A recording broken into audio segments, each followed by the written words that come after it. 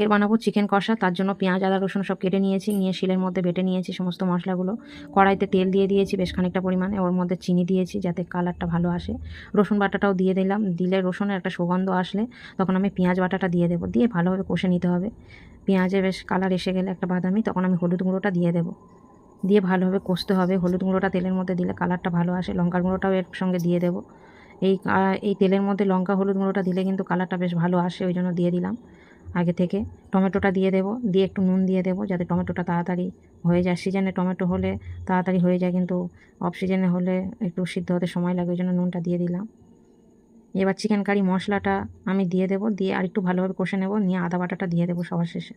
আদা বাটাটাও একটু খুব ভালোভাবে কষে নিতে হবে, আদার কাঁচা গন্ধ যাতে না থাকে। এবার থালার মধ্যে একটু মশলা লেগেছিলো, সামান্য একটু জল দিয়ে আর একটু কষে নেব। আর একটু গরম মশলা গুঁড়ো দিলাম। গরম মশলা গুঁড়োর মধ্যে এলাচ দারচিনি লবঙ্গ আর জিরে ধনে এগুলো ছিল বলে আমি কষার সময়